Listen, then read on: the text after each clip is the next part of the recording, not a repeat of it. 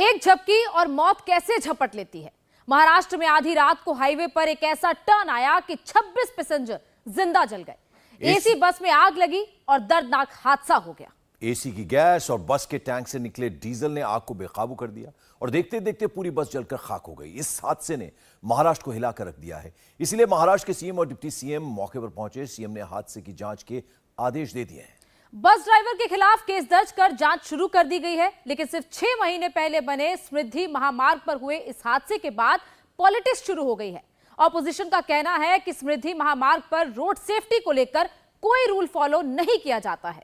इसीलिए 6 महीने में सैकड़ों हादसे हो गए। लेकिन एक्सपर्ट्स का कहना है कि समृद्धि महामार्ग पर हादसे की एक वजह हाईवे हिप्रोसिस भी है। क्या है यह हाईवे हिप्रोसिस?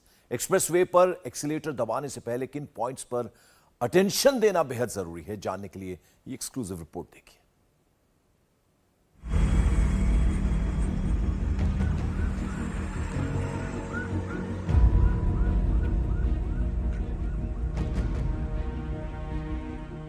नागपुर मुंबई समृद्धि महामार्ग पर चलती बस में आग से जलकर 26 पैसेंजर्स की जान चली गई। समृद्धि महामार्ग पर आधी रात को बस जलती रही और यात्री चीखते रहे। हाई स्पीड बस डिवाइडर से टकराई और पलट गई। एक्सीडेंट के बाद टैंक से लीक हुए डीजल ने आग को धधकने के लिए और हवा दे दी। बस में सवार पैसेंजर कुछ समझ पाते उससे पहले आग ने पूरी बस को अपने काबू में ले लिया। विदर्भ ट्रेवल की बस नागपुर से पुणे जा रही थी। आधी रात को बुल्ढाना में हादसा हो गया। सिंदखेड़ा राजा के पास समृद्धि हाईवे पर हाई स्पीड बस डिवाइडर से टकराई और आग लग गई। टकराने के बाद बस लेफ्ट साइड से पलटी, जिससे बस के दोनों दरवाजे नहीं खोले जा सके और ज्यादातर यात्रियों की जान बस का दरवाजा नहीं खुलने की वजह से चली गई।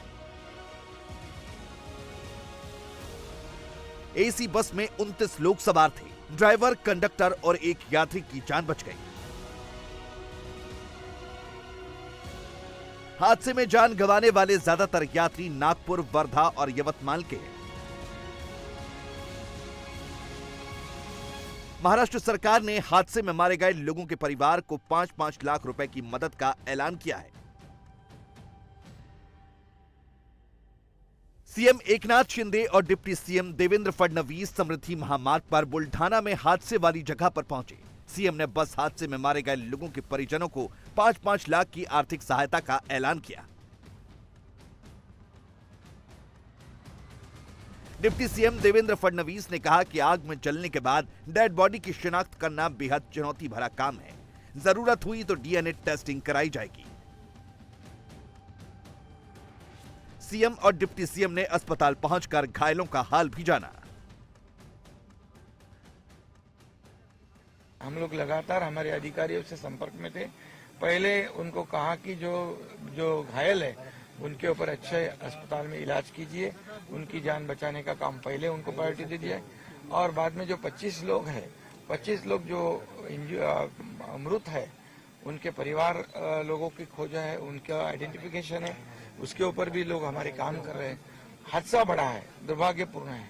ऐसे हादसे बार बार ना हो, इसके लिए सरकार गंभीर है और इसीलिए मैं और उप मुख्यमंत्री जी दोनों भी यहाँ पर आए। इसके बाद में अभी यहाँ से प्रत्यक्षदर्शी लोग कहते हैं कि कई एक्सीडेंट ऐसे हुए हैं कि जो ड्राइवर की गलती से, लेकिन अभी गलती किसकी है वो तो बाद में देखेंगे।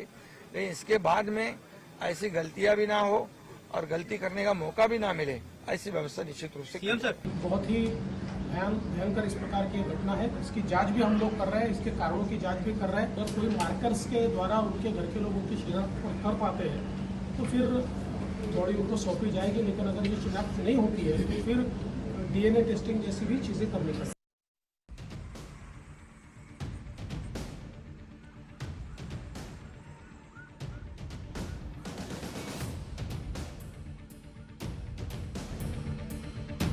समृद्धि महामार्ग को हादसे का हाईवे क्यों कहा जा रहा है?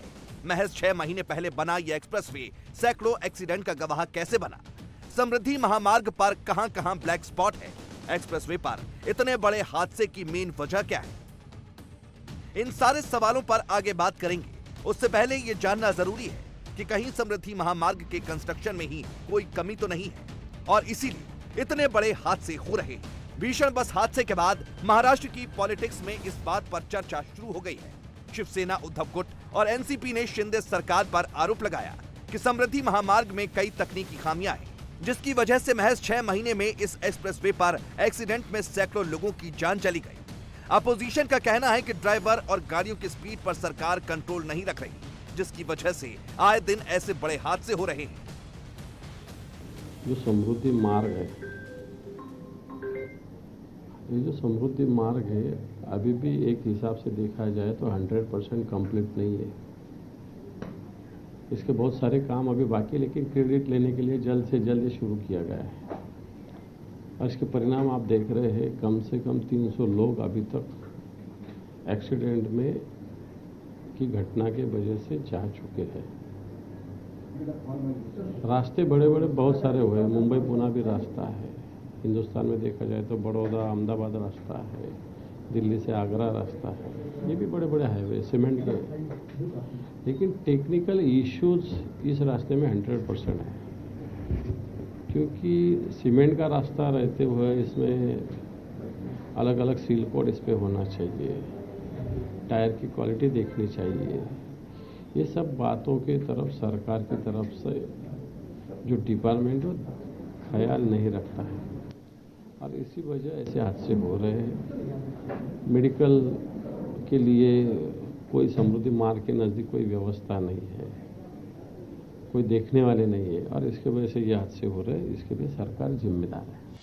ही जी काही सतत घडतंय हे कुठल्याही परिस्थितीमध्ये थांबलं पाहिजे। समृद्धी महामार्गावर ही अपघातांची मालिका थांबण्याच्या करता जी काही पावलं उचलायची असेल ती सरकारने तातडीने उचलावी। त्याकरता कुणाचाही वाट बघू नये, कुणाच्याही संदर्भामध्ये ह्या समृद्धी महामार्गाचा सदोष निर्मितीमुळे किंवा काही मानवी त्रुटीमुळे हे अपघात घडतायत का?